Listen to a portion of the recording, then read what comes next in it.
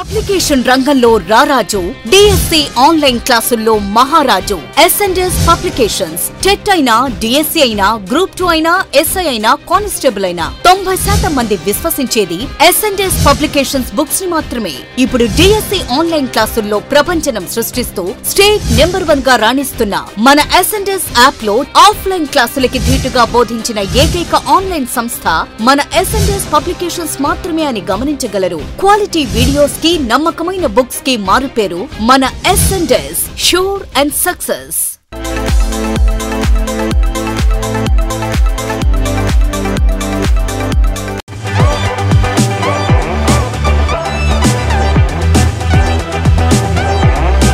Hi, welcome to S and S publications. నేను Chaitanya, mathematics content faculty.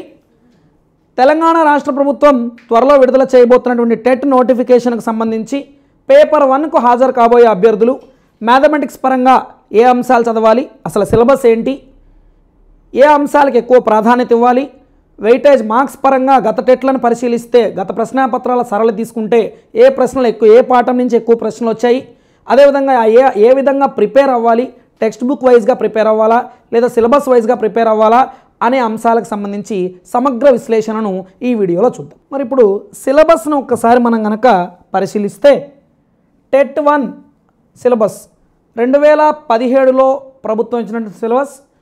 మనకు government చాలా క్లారిటీగా సిలబస్లలో ఎటువంటి మార్పులు ఉండవని చాలా క్లియర్గా చెప్పింది. కాబట్టి 2017లో టెట్ సిలబస్ ఏదైతే ఉంటుందో మళ్ళీ అదే సిలబస్ ఉండబోయే అవకాశం ఉంది. ఎందుకంటే పుస్తకాలు కూడా మనకు మారలేదు. ఆంధ్రప్రదేశ్ రాష్ట్రంలో మారాయి కానీ తెలంగాణ రాష్ట్రంలో ఇంతవరకు పుస్తకాలు కూడా మారలేదు. కాబట్టి మనకి ఇదే సిలబస్ ఉండే అవకాశం ఉంది. అయితే ఈ మ్యాథమెటిక్స్ మొత్తం ఎన్ని మార్కులకి? 30 మార్కులకి మ్యాథమెటిక్స్ కంటెంట్ ఉంటుంది. దాంట్లో మనకు 24 మార్కులకి కంటెంట్, 6 మార్కులకి మెథడాలజీ. టోటల్ మ్యాథమెటిక్స్ 30 మార్క్స్కి ఉంటే దాంట్లో 24 మార్క్స్కి కంటెంట్ ఉంటుంది, 6 మార్క్స్కి మెథడాలజీ ఉంటుంది.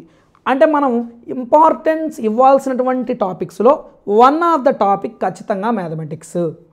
మనకు సైకాలజీ, తెలుగు, ఇంగ్లీష్కి ప్రాధాన్యత ఎక్కువ ఇస్తూ గణితానికి ప్రాధాన్యత తక్కువ ఇస్తే ఖచ్చితంగా లూజ్ అయ్యే అవకాశం ఉంది. ఇంకొకటి ఏంటంటే ఖచ్చితంగా 24కు 24 మార్కులు స్కోర్ చేయగలిగినటువంటి టాపిక్ మ్యాథమెటిక్స్.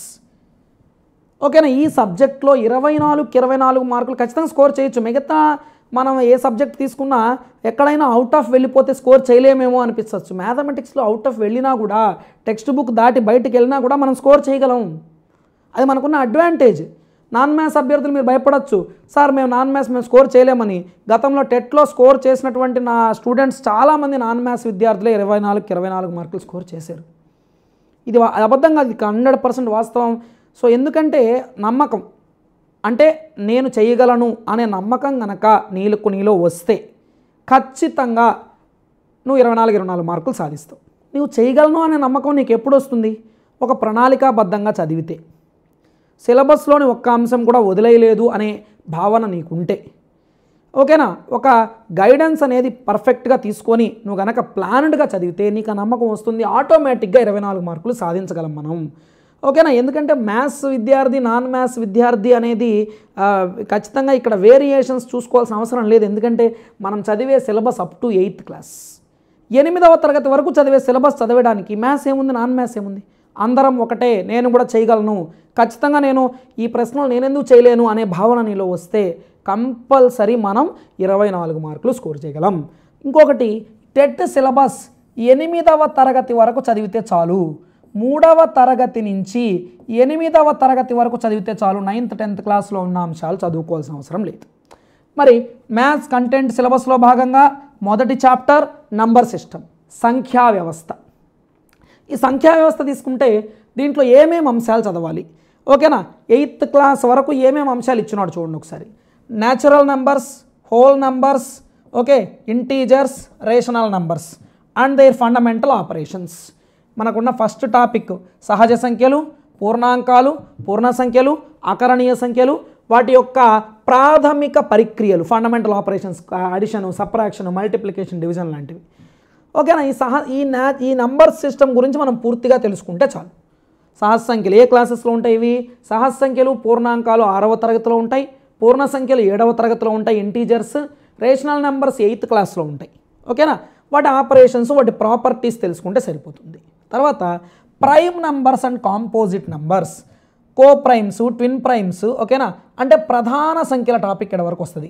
ఓకేనా, ప్రధాన సంఖ్యలు. ఓకేనా, అలాగే కో ప్రైమ్స్ అంటే పరస్పర ప్రధాన సంఖ్యలు, ట్విన్ ప్రైమ్స్ అంటే కవల ప్రధాన సంఖ్యలు, కాంపోజిట్ నెంబర్స్ అంటే సంయుక్త సంఖ్యలు. ఈ అంశాలు మనకు ఏ క్లాసెస్లో ఉంటాయి అంటే 5-6 తరగతులలోనూ ఉంటాయి. ఒక 8th క్లాస్లో కూడా కొన్ని అంశాలు ఇవ్వడం జరిగింది, కానీ 5-6 తరగతుల్లో ఎక్కువగా ఇవ్వడం జరిగింది. సో ఆ prime, composite numbers, co primes, twin primes వీటి మీద కూడా ఎక్కువగా క్వశ్చన్ అడిగే అవకాశం ఉంది. ఓకేనా, అలాగే relationship between LCM and GCD. ఓకేనా, ఎల్సిఎం అండ్ జీసీడీ రిలేషనే కాదు, ఎల్సిఎం అండ్ జీసీడీ టాపిక్ నుంచి కూడా ప్రతి టెట్లోనూ వెరీ వెరీ ఇంపార్టెంట్ టాపిక్, ఖచ్చితంగా 2-3 ప్రశ్నలు అడుగుతున్నటువంటి ఒక important topic LCM and GCD.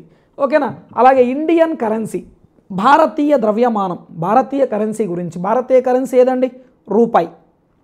దీనికి సంబంధించి ప్రాథమికంగా 4-3 తరగతుల్లో ఒక చిన్న అసలు కరెన్సీ అంటే ఏంటి, ఒక్కొక్క దేశంలో కరెన్సీ ఎలా ఉంటుంది, భారతదేశంలో కరెన్సీని దేంతో పిలుస్తారు, ఒక రూపాయికి ఎన్ని పైసలు, ఓకేనా, రూపాయికి ఎన్ని మనం గతంలో నాణేవాళ్ళ ఎన్ని అణాలు, ఇలా కరెన్సీకి సంబంధించిన ప్రాథమిక భావనలు. దీని మీద ఎప్పుడు టెట్లో బిట్ అయితే అడగలేదు, జస్ట్ మనకు సిలబస్లో మెన్షన్ చేశాడంతే, కాబట్టి దీన్ని జస్ట్ ఊరికే తెలుసుకొని వదిలేస్తే మంచిది. తర్వాత representation of natural whole integers and rational numbers on a number line. ఓకేనా, సంఖ్యా రేఖ పైన, నంబర్ లైన్ పైన న్యాచురల్ నెంబర్స్ని, హోల్ నెంబర్స్ని, ఇంటీజర్స్ని, రేషనల్ నెంబర్స్ని రిప్రజెంట్ ఎలా చేస్తాము, సంఖ్యా రేఖ పైన ఎలా గుర్తిస్తాము. ఇది యాక్చువల్గా మనకి స్కూల్ లెవెల్లో ఉన్నటువంటి టాపిక్స్లో మనం ఎక్కువగా విద్యార్థుల చేత సంఖ్యారేఖ పైన సంఖ్యలు గుర్తించడం ద్వారా అవి ఏ సంఖ్యలు ఏ సంఖ్యల మధ్యలో ఉంటాయి అనే విషయాలను మనం చాలా క్లియర్గా ఎక్స్ప్లెయిన్ చేస్తూ చెప్పచ్చు. దీని మీద కూడా ఇంతవరకు ఎప్పుడు కూడా ప్రశ్న అయితే రాలేదు. నెంబర్ లైన్ పైన మనం ఎట్లా నంబర్స్ని రిప్రజెంట్ చేస్తామనే దాని గురించి. ఒకవేళ అడిగితే ఏమో అనవచ్చు, సంఖ్యారేఖ పైన ఈ సంఖ్యను ఏ సంఖ్యలకు మధ్యలో ఉంటుంది, ఈ సంఖ్య ఏ సంఖ్య తర్వాత వస్తుంది, ఇలాంటి ప్రశ్నలు చిన్న చిన్నవి అడగచ్చు. అలాంటి అంశాలతో కూడా మనము చాలా రకాల సమస్యలను యాప్లో ఉంచడం జరిగింది. ఓకేనా, తర్వాత టర్మినేటింగ్, నాన్ టర్మినేటింగ్ డెసిమల్స్, అంతమయ్యే దశాంశ భిన్నాలు, అంతం కాని దశాంశ భిన్నాలు. ఓకేనా, దశాంశ భిన్నాల టాపిక్ని గురించి కూడా, దశాంశ భిన్నాల్లో అంతమయ్యేవి అంతం కానివి అనే అంశాలు కూడా ఇచ్చాడు. అయితే ఈ టాపిక్ మీద 10th క్లాస్లో కూడా కొన్ని క్వశ్చన్స్ ఉన్నాయి. క్రింది వాటిలో అంతమయ్యే దశాంశ భిన్నంగా గల అకరణీయ సంఖ్య ఏది? Which are the following one is a terminated decimal fraction, which are the following one is a non terminated decimal fraction అని కొన్ని క్వశ్చన్స్ ఉన్నాయి.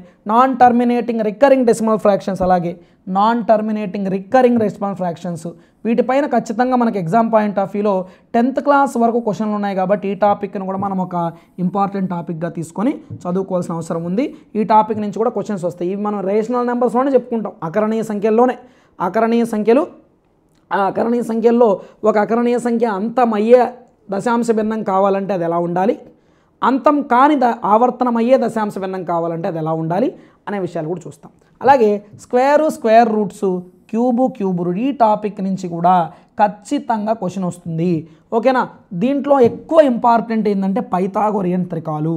పైథాగోరియన్ త్రికాల మీద లాస్ట్ 2 టెట్లలోనూ ప్రతి పేపర్లోనూ క్వశ్చన్ వచ్చింది. చాలా సింపుల్ క్వశ్చనే వచ్చింది. క్రింది వాటిలో పైథాగోరియన్ త్రికం ఏది? పైథాగోరియన్ త్రికం అంటే ఏబిసి పైథాగోరియన్ త్రికం కావాలంటే c² = a² + b² కావాలి. ఈ జస్ట్ బేసిక్ ప్రాపర్టీ మీద క్వశ్చన్ అడిగాడు. ఏబిసి పైథాగోరియన్ త్రికం కావాలంటే c² = a² + b² కావాలి. ఈ బేసిక్ ప్రాపర్టీ మీద క్వశ్చన్ అడిగాడు. ఓకేనా, సో అది చూసుకో. తర్వాత అప్లికేషన్స్ ఆన్ నెంబర్ సిస్టమ్, అంటే ఈ సంఖ్యా వ్యవస్థ మొత్తం పైన అప్లికేషన్ క్వశ్చన్స్.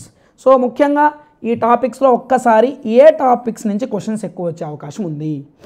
కసాగు గసాబా, ఎల్సిఎం హెచ్సిఎఫ్, వర్గమూలాలు ఘనమూలాలు పైథాగోరియన్ త్రికాలు, square roots, cube roots, Pythagorean triplets.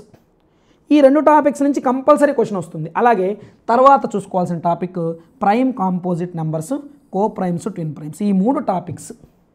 ఓకేనా, ప్రియారిటీగా చెప్తున్నా. తర్వాత ఈ సహజ సంఖ్యలు, పూర్ణాంకాలు, పూర్ణ సంఖ్యలు, అకరణీయ సంఖ్యలని కూడా బాగా చదువుకుంటే ఖచ్చితంగా వీటి మీద కూడా రేషనల్ నెంబర్స్ చాలా ఇంపార్టెంట్ టాపిక్ కూడా, దీని మీద కూడా క్వశ్చన్ వచ్చే అవకాశం ఉంది. ఓకేనా, ఈ 4 టాపిక్స్ దీంట్లో కొంతవరకు మనం చూసుకోవాల్సినవి. ఇది నెంబర్ సిస్టమ్ పరంగా చదవాల్సినటువంటి సిలబస్. మరి ఏ క్లాసెస్లో ఉంటుందంటే చూడండి, ఈ స్క్వేర్ రూట్, క్యూబ్ రూట్స్, వర్గమూలాలు, ఘనమూలాలు 8th క్లాస్లో ఉంటుంది. అలాగే terminating and non terminating decimals, non terminating but recurring decimals, అంతమయ్యే దశాంశ భిన్నాలు, అంతం కాని దశాంశ భిన్నాలు, అంతం కాకపోయినా ఆవర్తనమయ్యే దశాంశ భిన్నాలు. దీని గురించి మనకు 8th క్లాస్లో ఉంటుంది. కానీ నేను చెప్పినట్టుగా టెట్ సార్ 8th క్లాస్ వరకు చదవమన్నారు కదా సార్, లింకు ఉన్నప్పుడు మనం చదువుకుంటూ పోవాలి. 10th క్లాస్ వరకు ఉన్నటువంటి అంశాల్లో పొరపాటున ఎక్కడైనా సేమ్ మోడల్ క్వశ్చన్ 10th క్లాస్లో వచ్చినా మరి అదే పేరుంది కదా, మన సిలబస్లో అంతం కానీ ఆవర్తనం అయ్యే దశాంశ భిన్నం అన్నాడు కదా, మరి 10th క్లాస్లో అంతం కానీ ఆవర్తనం అయ్యే దశాంశ భిన్నం మీద క్వశ్చన్ ఉంది కదా, సో అడిగాడు అనుకోండి, ఓకేనా. సో అలాంటివి అడగచ్చు. లేదా వీటిల్లో ఎక్కువగా P/Q ఫామ్స్, P/Qగా ఎలా మార్చాలి, సో అలాంటి క్వశ్చన్స్ కూడా అడుక్కోవచ్చు, ఓకేనా. సో ఇవి మనకు 8th క్లాస్ 10th క్లాస్లో చూసుకుంటే సరిపోతుంది. అలాగే ప్రధాన సంఖ్యలు, సంయుక్త సంఖ్యలు ఇందాక చెప్పాను 5, 6 తరగతుల్లో, అలాగే 8th క్లాస్లో కూడా కొంత బేసిక్గా ఉంటుంది. ఈ సహజ సంఖ్యలు మనకు 6th క్లాస్, హోల్ నెంబర్స్ పూర్ణాంకాలు కూడా 6th క్లాస్, ఇంటీజర్స్ పూర్ణ సంఖ్యలు, అకరణీయ సంఖ్యలు మాత్రం 8th క్లాస్ 7th క్లాసుల్లో ఉంటాయి, ఓకేనా. ఇది నంబర్ సిస్టమ్. తర్వాత ఫ్రాక్షన్స్కి వస్తే సాధారణంగా మనం సంఖ్యామానము, భిన్నాలు అనే టాపిక్లని రెండింటినీ కూడా ఒకే సిలబస్లో మనం చెప్పుకోవడం జరుగుతుంది. కాకపోతే ప్రభుత్వం వేరువేరుగా ఇస్తూ ఉంటుంది.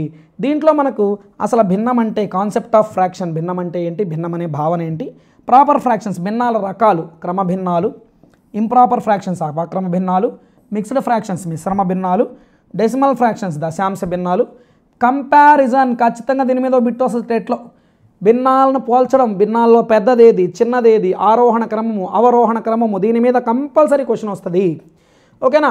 ఫండమెంటల్ ఆపరేషన్స్ అండ్ ఫ్రాక్షన్స్ పైన ఫండమెంటల్ ఆపరేషన్స్, అడిషన్ కూడికలు భిన్నాలను కూడడం, సబ్ట్రాక్షన్ తీసివేతలు, ఓకేనా. మల్టిప్లికేషన్ అంటే భిన్నాల గుణకారము, భాగాహారము, దీని మీద కూడా ఖచ్చితంగా క్వశ్చన్ వస్తుంది, ఓకేనా. పోల్చడం మీద క్వశ్చన్ వస్తుంది, ఈ ఫండమెంటల్ ఆపరేషన్స్ మీద కూడా కంపల్సరీ క్వశ్చన్ అనేది వస్తుంది, ఓకేనా. వాటితో పాటుగా representation of a fraction in a pictorial form, మామూలుగా భిన్నాలను సరళ సంవృత పటాల రూపంలో సూచించడం, ఒక భిన్నాన్ని సరళ సంవృత పటాల రూపంలో సూచించే విధానం కూడా ఎలా అనేది ఒకసారి తెలుసుకుంటే మంచిది. అలాగే సంఖ్యారేఖ పైన కూడా భిన్నాలను ఎలా గుర్తిస్తాము. తర్వాత reciprocal of A fraction, reciprocal అంటే ఉత్క్రమము, 3/4కు ఉత్క్రమము 4/3, 1/2కు ఉత్క్రమము 1/2, ఇలా రెసిప్రోకల్ గురించి. అలాగే ఎక్కువగా మన ఫ్రాక్షన్స్ను డైలీ లైఫ్లో ఉపయోగించే ఎక్కువగా అప్లికేషన్ క్వశ్చన్స్ కూడా ఇస్తూ ఉంటాడు. ఇది మనకు ఫ్రాక్షన్స్ ఏ క్లాసెస్లో ఉంటుందంటే చాలా క్లియర్గా దీంట్లో 5వ తరగతి, 6వ తరగతి, 7వ తరగతి, 5, 6, 7 ఈ 3 క్లాసెస్లో మాత్రమే ఈ సిలబస్ ఉంటుంది. So for your kind information, ఈ 2 టాపిక్స్కి సంబంధించి మనకు కనీసం టెట్లో ఈ 2 టాపిక్స్ సంబంధించి టెట్లో 8 నుంచి 10 క్వశ్చన్లు వచ్చే అవకాశం ఉంది, ఓకేనా. జస్ట్ ఈ 2 టాపిక్స్ నంబర్ సిస్టము, ఫ్రాక్షన్స్ నుంచే 8 నుంచి 10 క్వశ్చన్లు వచ్చే అవకాశం ఉంది. గత ప్రశ్నాపత్రాల సరళిని అధ్యయనం చేసిన తర్వాత చెప్తున్నటువంటి విషయం ఇది.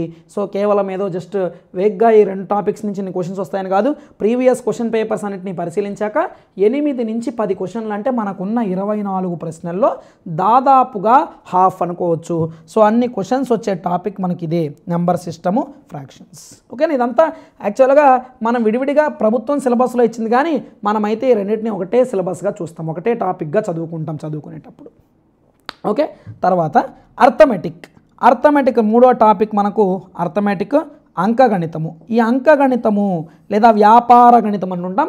దీంట్లో అంశాలు ఏంటి చూడండి, యూనిటరీ మెథడ్ ఏకవస్తు మార్గం, పర్సంటేజెస్ శాతాలు, ప్రాఫిట్ అండ్ లాస్ లాభ నష్టాలు, రేషియో అండ్ ప్రపోర్షన్ నిష్పత్తి అనుపాతం, డైరెక్ట్ ప్రపోర్షన్ అనులోమానుపాతం, ఓకేనా. డిస్కౌంట్ అంటే రుసుము, సింపుల్ ఇంట్రెస్ట్ బారు వడ్డీ, కాంపౌండ్ ఇంట్రెస్ట్ చక్ర వడ్డీ, టైమ్ అండ్ వర్క్ కాలము పని, టైమ్ అండ్ డిస్టెన్స్ కాలము దూరము, ట్యాక్స్ వ్యాట్ గురించి, ఓకేనా. ఒకసారి చూస్తే ఈ సిలబస్లో ఏకవస్తు మార్గం, ఓకేనా, అనులోమానుపాతం డైరెక్ట్ ప్రపోర్షన్, ఇన్వర్స్ ప్రపోర్షన్ విలోమానుపాతం, ఇది ఇవ్వలేదు కానీ చదవాల్సిందే అది మనం కూడా. ఈ 3 టాపిక్స్ మనకి 5వ తరగతి నుంచే స్టార్ట్ అవుతాయి, కానీ 6వ తరగతిలోనే 6, 7 తరగతులు 8వ తరగతుల్లో ఎక్కువ ఉంటుంది. ఏకవస్తు మార్గం అనేది 6వ తరగతిలో ఉంటుంది, ఏడో తరగతిలో కూడా కొంచెం ఉంటుంది. అనులోమానుపాతము విలోమానుపాతం అనేవి 7th 8th class. Direct proportion inverse proportion అనేది మాత్రం 7th క్లాస్ 8th క్లాస్లో ఉంటుంది. పర్సంటేజెస్ 6, 7, 8 3 తరగతుల్లోనూ వస్తుంది. ఓకేనా. లాభ నష్టాలు కూడా 6, 7, 8 3 తరగతుల్లోనూ వస్తుంది. కానీ ఎక్కువగా 7, 8 తరగతుల్లో చదువుకుంటే చాలు. రేషియో ప్రపోర్షన్ నిష్పత్తి అనుపాతం కూడా మనకు 6, 7, 8 3 తరగతుల్లో వస్తుంది. ఆల్రెడీ చెప్పా డైరెక్ట్ ప్రపోర్షన్ ఏకవస్తు మార్గం యూనిటరీ మెథడు, డైరెక్ట్ ప్రపోర్షన్ అనులోమానుపాతం, ఇన్వర్స్ ప్రపోర్షన్ విలోమానుపాతం. ఈ 3 టాపిక్స్ 6th, 7th, 8th క్లాసుల్లో ఉంటాయి. డిస్కౌంట్ అనే టాపిక్ మనకు ఓన్లీ 7th క్లాస్లో మాత్రమే ఇస్తాడు.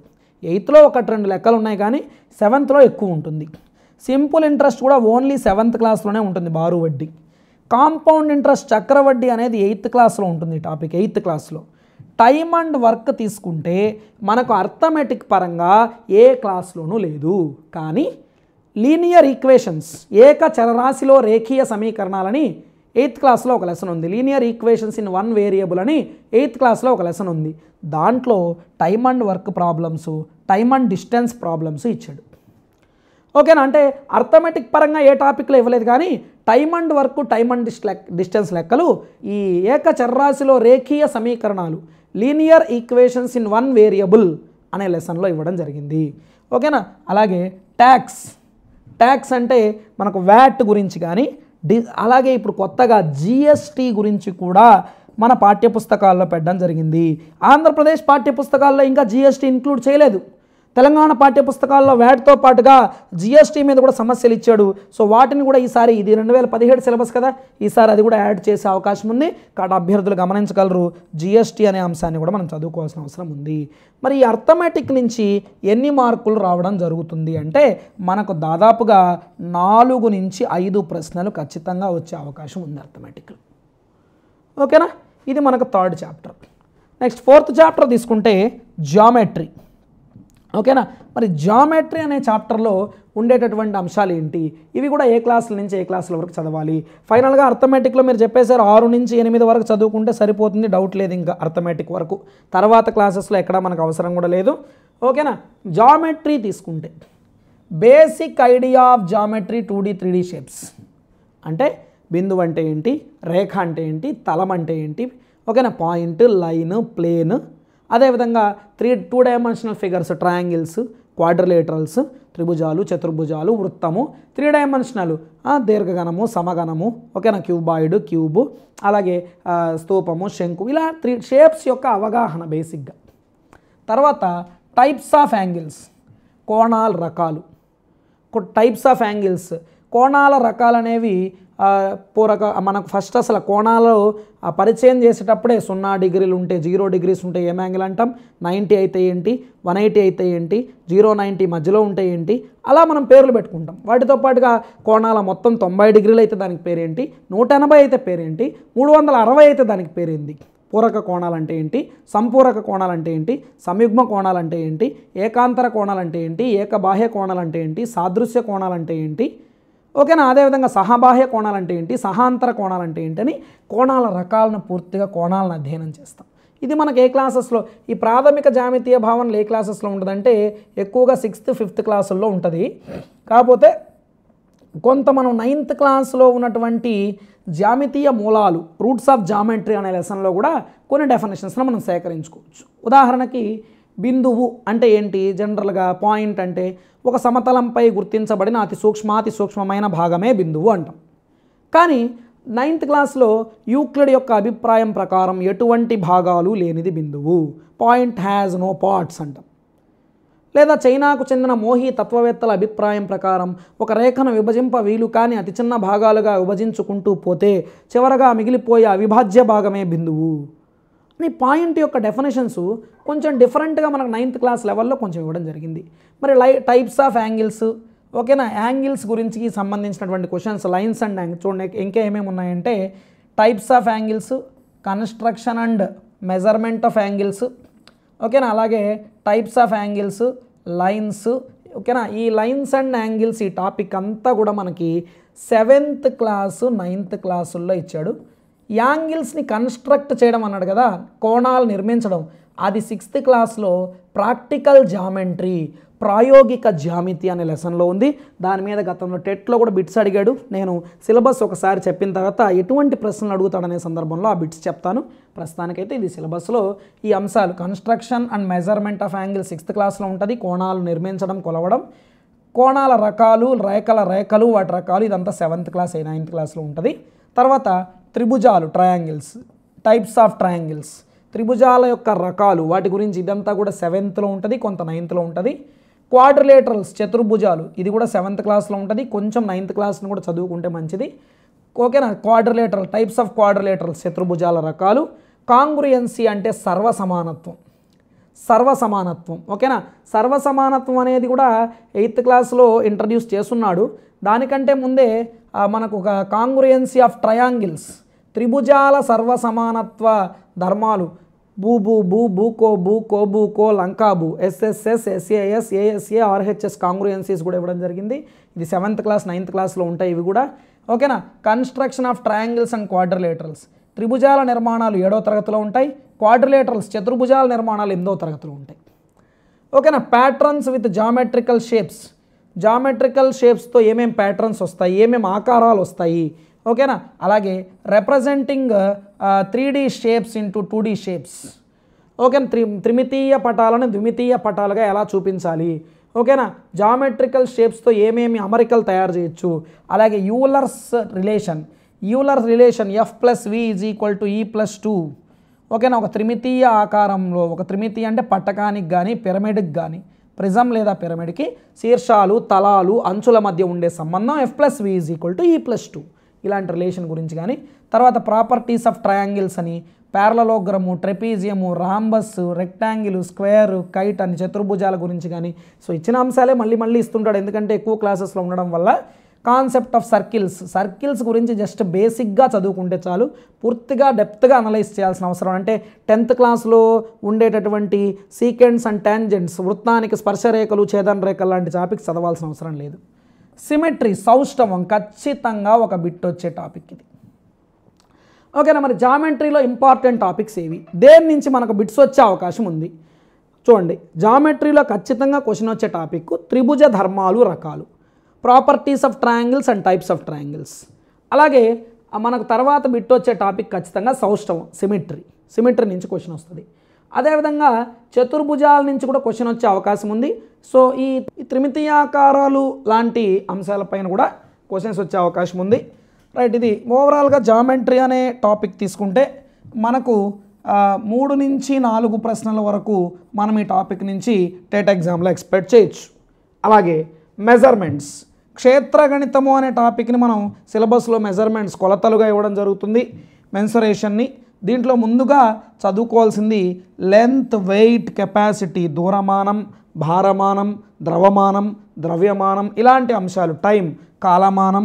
ఓకేనా. వాటి యొక్క ప్రామాణిక కొలతలు, స్టాండర్డ్ యూనిట్స్ గురించి. ఓకేనా. వాటితో పాటుగా surface area and volume of cube and cuboids. Only క్యూబాయిడ్కి మాత్రమే సర్ఫేస్ ఏరియా, వాల్యూమ్ చదువుకోవాలి. అంటే ఘనపరిమాణము, ఉపరితల వైశాల్యములు సమగణానికి దీర్ఘగణానికి చూసుకుంటే చాలు. అందరూ కూడా త్రిమితీయాకారాల్లో స్తూపాలు, శంకువులు, గోళాలు, అర్ధగోళాలు చదువుకుంటూ వస్తారు. ఇంత అవసరం లేదు. టెట్ సిలబస్లో మనకు ప్రభుత్వం ఇచ్చింది ఇక్కడ వరకే. ఈ అంశాలు చదువుకుంటే ఖచ్చితంగా మార్కులు వస్తాయి, ఇంతకన్నా అవసరం లేదు. ఓకేనా. ఈ అంశాలు దాటి వెళ్ళొద్దు, క్యూబాయిడ్ వరకు చూసుకుంటే చాలు. చాలా క్లియర్గా మెన్షన్ చేసింది. అట్లీస్ట్ వాల్యూమ్స్ అని ఉన్నా నువ్వు అన్నీ చదవాల్సిన అవసరం ఉంది. ఇక్కడ surface area and volume of cube and cuboid. So there was a clear mention. ఖచ్చితంగా వాళ్ళు క్లియర్గా మనకు చెప్తున్నారు క్యూబాయిడ్ వరకు ఉంటే చాలని. కాబట్టి స్తూపం, శంకువులు లాంటివి ఎక్కువగా మ్యాథమెటిక్స్ స్టూడెంట్స్. సో అనవసరమైనవన్నీ చదివి మిగతా సబ్జెక్టులు చదివే టైంని అక్కడ కోల్పోవద్దు. సో టైం వేస్ట్ చేసుకోవద్దు. Next perimeter and area of triangle, quadrilateral, parallelogram, rectangle, rhombus, square and trapezium. ఓకేనా. పెరిమీటర్ అండ్ ఏరియా, వైశాల్యము, చుట్టుకొలతలు ఎవరెవరికి, ట్రయాంగిల్ త్రిభుజాలకి, క్వాడ్రిలేటరల్ చతుర్భుజానికి, ప్యారలోగ్రమ్ సమాంతర చతుర్భుజానికి, రెక్టాంగిల్ దీర్ఘచతురస్రం, రాంబస్ ఓకేనా, స్క్వేర్ చతురస్రానికి, ట్రెపీజియం సమలంబ చతుర్భుజానికి, వీటికి పెరిమీటర్ ఏరియాలు కనుక్కోవడంతో పాటుగా circumference of a circle, area of a circle, circular paths, other polygons and sectors in a circle. ఓకేనా, అంటే సర్కంఫరెన్స్ ఆఫ్ సర్కిల్ వృత్తము యొక్క పరిధి, వృత్తము యొక్క వైశాల్యము, వృత్తము యొక్క వృత్తాకార బాటల యొక్క వైశాల్యాలు, అలాగే సెక్టారు, వీటికి సంబంధించి అంటే 2 డైమెన్షన్ మొత్తం చదువుకోవాలి. 3 డైమెన్షన్లో మాత్రం క్యూబాయిడ్, దీర్ఘగణం, సమగణం చూసుకుంటే చాలు. అలాగే వాటితో పాటుగా బేసిక్గా దూరమానం, భారమానం, ద్రవమానం, కాలమానం గురించి కూడా చదవాల్సిన అవసరం ఉంది. ఈ టాపిక్ నుంచి మనం ఎన్ని మార్కులు ఎక్స్పెక్ట్ చేయొచ్చు, ఏ క్లాసెస్లో ఉంటాయంటే ఇది కూడా టోటల్గా మనకు 6th to 8th క్లాస్ వరకే ఉండే అవకాశం ఉంది. 6th, 7th క్లాసులలో చుట్టుకొలతలు, వైశాల్యాలు అనే పేరుతో, 6th క్లాస్లో అయితే చుట్టుకొలతలు, వైశాల్యం అనే పేరుతోనే ఉంటుంది. 7th క్లాసు 8th క్లాస్కి వచ్చేసరికి సమతల పటముల వైశాల్యములు, ఏరియా ఆఫ్ ప్లేన్ ఫిగర్స్ అనే పాఠ్యాంశం పేరుతో ఉంటుంది. అక్కడ వరకు అదేవిధంగా క్యూబాయిడ్ గురించి మాత్రం చదివేటప్పుడు ఉపరితల వైశాల్యాలు, ఘనపరిమాణాలని 8th క్లాస్లో ఒక లెసన్ ఉంటుంది, అది చదువుకుంటే చాలు. ఓకేనా, 2D వరకు అయితే చుట్టుకొలతలు, వైశాల్యాలు, సమతల పటముల వైశాల్యములు, area and perimeter, areas of plane figures, ఈ 2 లెసన్స్ చదవాలి. అలాగే ఈ 3D గురించి వచ్చేసరికి 8th క్లాస్లో ఉండే ఉపరితల వైశాల్యం, ఘనపరిమాణం, ఓకేనా, వాల్యూమ్ అండ్ సర్ఫేస్ ఏరియా అనే లెసన్ని చదువుకోవాలి. ఇది మెన్సురేషన్. తర్వాత 6వ అంశం డేటా అప్లికేషన్స్. సాంఖ్యక శాస్త్రాన్ని, డేటా అప్లికేషన్స్, స్టాటిస్టిక్స్ని ఇలా ఇవ్వడం జరిగింది. దీంట్లో ఎక్కువగా దత్తాంశం, ఇంట్రడక్షన్ టు డేటా, దత్తాంశ పరిచయం, దత్తాంశ డేటా ప్రజెంటేషన్, దత్తాంశాన్ని ఎలా చూపించాలి, అలాగే preparation off frequency distribution table, ఓకేనా, పౌనఃపున్య విభాజన పట్టికను ఎలా నిర్మించాలి, దానికి ఏమేమి అవసరం, బార్ గ్రాఫ్, కమ్మీ రేఖాచిత్రం గురించి, పిక్టోగ్రాఫ్, పటచిత్రాల గురించి, హిస్టోగ్రామ్, సోపాన చిత్రం గురించి, mean, median, mode of ungrouped data, అవర్గీకృత దత్తాంశానికి అంకగణిత సగటు, మధ్యగతము, బాహుళకాల గురించి, అదేవిధంగా determination of mean by deviation method. Deviation method అంటే మనకి ఎక్కడ ఉంటుంది, 8th క్లాస్లో, అందరూ 10th క్లాస్లో ఉండే డీవియేషన్ మెథడ్ ఫార్ములా అనుకుంటారు, x bar is equal to a plus sigma fi di by sigma fi అనుకుంటారు, అది కాదు. 8th క్లాస్లో అవర్గీకృత దత్తాంశానికి డీవియేషన్ మెథడ్ అంటే విచలన పద్ధతి, ఇది 8th క్లాస్లో ఉంటుంది. ఈ టాపిక్ చదవాలి. ఓకేనా, క్యూములేటివ్ ఫ్రీక్వెన్సీ డిస్ట్రిబ్యూషన్ టేబుల్, సంచిత పౌనఃపున్య రేఖాచిత్ర పటాల గురించి. ఓకేనా, సంచిత పౌనఃపున్య అంటే మనకు హిస్టోగ్రామ్, సోపాన చిత్రం, పౌనఃపున్య బహుభుజి, ఆరోహణ సంచిత పౌనఃపున్య వక్రం, అవరోహణ సంచిత పౌనఃపున్య వక్రం వస్తాయి. ఆ క్యూములేటివ్ ఫ్రీక్వెన్సీ డిస్ట్రిబ్యూటివ్ టేబుల్ గురించి చెప్పాలి. ఓకేనా, అలాగే ఫ్రీక్వెన్సీ పాలిగాన్, ఓకేనా, ఇప్పుడే చెప్పాను, పౌనఃపున్య బహుభుజి, ఫ్రీక్వెన్సీ కర్వ్, పౌనఃపున్య వక్రము, క్యుములేటివ్ ఫ్రీక్వెన్సీ కర్వ్స్, ఆరోహణ అవరోహణ సంచిత పౌనఃపున్యాలు. ఇక్కడేమో సంచిత పౌనఃపున్య పట్టిక ఎలా తయారు చేయాలి, మామూలుగా పౌనఃపున్యాలకి, సంచిత పౌనఃపున్యాలకి పట్టిక ఎలా తయారు చేయాలి, ఆ తర్వాత ఈ హిస్టోగ్రామ్, ఇది సిలబస్ ఇచ్చినప్పుడు ఒకటి అక్కడ ఇక్కడ పడుతుంటాయి. ఈ 4 లింక్, సోపాన చిత్రం హిస్టోగ్రామ్, పౌనఃపున్య బహుభుజి ఫ్రీక్వెన్సీ పాలిగాన్, పౌనఃపున్య వక్రము frequency curve, cumulative frequency curves, ఇవన్నీ కూడా మనకు ఈ టోటల్ సిలబస్ అంతా కూడా 8th క్లాస్, మనకు మొత్తం కూడా 6th to 8th క్లాస్ వరకు చదివితే చాలు. కాకపోతే 4-5 తరగతులలో స్మార్ట్ టేబుల్స్ అనే పేరుతో కొంత బేసిక్ ఇన్ఫర్మేషన్ ఇవ్వడం జరిగింది. అది మనం చెప్పేటప్పుడు ఆల్రెడీ కలిపే చెప్తాము, ఇంకా చూసుకునేటప్పుడు ఇంకొకసారి చూసుకుంటే మంచిది. సో 4-5 పుస్తకాలు, 6, 7, 8 తరగతి పుస్తకాల్లో ముఖ్యంగా ఈ టాపిక్ నుంచి క్వశ్చన్స్ ఎక్కడి నుంచి అడుగుతున్నాడు అంటే, మెయిన్ క్వశ్చన్స్ వాడు ఎక్కువ అడుగుతుంది సగటు, మధ్యగతం, బాహుళకం మీద నుంచి అడుగుతున్నాడు. తర్వాత వృత్తరేఖా చిత్రం, pie chart, bar graph, pictograph, pie chart ఉంటాయి కదా, పై చార్ట్ మీద క్వశ్చన్ అడుగుతున్నాడు. సో ఈ ఏరియా బాగా చూసుకోండి. తర్వాత ఆల్జీబ్రా, బీజగణితం విషయానికి వస్తే ఇంట్రడక్షన్ టు ఆల్జీబ్రా, బీజగణిత పరిచయం, సింపుల్ ఈక్వేషన్స్, సామాన్య సమీకరణాలు. చాలామంది 9th క్లాస్ 10th క్లాస్లో ఉండే రేఖీయ సమీకరణాల జతల లెక్కలు, 2 రేఖీయ సమీకరణాలు ఇచ్చి వాటికి అనంత సాధనలు ఉంటాయా, అసలు సాధనలే లేవా, ఓకేనా, ఒక ఏకైక సాధన ఉంటుందా, ఇలాంటి క్వశ్చన్స్ కూడా చదువుతున్నారు. వాడు చాలా క్లియర్గా మెన్షన్ చేస్తున్నాడు, సింపుల్ ఈక్వేషన్స్, సామాన్య సమీకరణాలు చూసుకుంటే చాలు. అలాగే solving linear equation in 1 variable, ఇక్కడ కూడా చూడండి, లీనియర్ ఈక్వేషన్ ఇన్ 1 వేరియబుల్, ఏక చరరాశి, దాన్నే సామాన్య సమీకరణాలు అంటారు. ఒకే ఒక్క చరరాశిలో ఉండే రేఖీయ సమీకరణాలే సామాన్య సమీకరణాలు. ఓకేనా? అలాగే ఎక్స్పోనెంట్స్ అండ్ పవర్స్, ఘాతాంకాలు ఘాతాలు 7th క్లాస్లో 8th క్లాస్లో ఉండే టాపిక్ ఇది. ఆల్జీబ్రాయిక్ ఎక్స్ప్రెషన్స్, బీజీయ సమాసాలు, ఇది 6, 7, 8 తరగతుల్లో ఉంటుంది. వాటి అడిషన్ సబ్ట్రాక్షన్ 7వ తరగతిలో ఉంటుంది. మల్టిప్లికేషన్ అండ్ డివిజన్ 8th క్లాస్లో ఉంటుంది. కారణాంక విభజన, ఫ్యాక్టరైజేషన్ ఆఫ్ ఆల్జీబ్రాయిక్ ఎక్స్ప్రెషన్స్, ఇది 8th క్లాస్లో ఉంటుంది. కొంత 9th చూసుకుంటే కూడా మంచిది. ఆల్జీబ్రాయిక్ ఐడెంటిటీస్, బీజగణిత సర్వ సమీకరణాలు, బీజగణిత సర్వ సమీకరణాలు అనే లెసన్ కూడా మనకు 7th క్లాసు 8th క్లాస్లో ఉంటుంది. 9thలో కూడా కొంత చూసుకుంటే మంచిది. ఓకే, 9thలో ఏ లెసన్ చూసుకోవాలి సార్? ఆ 2nd లెసన్ 3rd లెసన్ ఉంటుంది, బహుపదులు కారణాంక విభజన అని. దానిలో కారణాంక విభజన చూసుకుంటే చాలు. బహుపదులు ఎక్కడ ఇవ్వాల, ఓకేనా? బహుపదులు ఎక్కడ ఇవ్వాల, పాలినామియల్స్ అనే పేరు ఎక్కడ ఉందేమో చూడండి. బహుపదులు చదవాల్సిన అవసరం లేదు. ఓకేనా? సో ఈ ఆల్జీబ్రాలో సింపుల్ ఈక్వేషన్స్, ఇది 7వ తరగతిలో ఉండే lesson. Linear equations in 1 variable, ఏకచర్రాశి రేఖీయ సమీకరణాలు, ఇది 8వ తరగతిలో ఉండే లెసన్.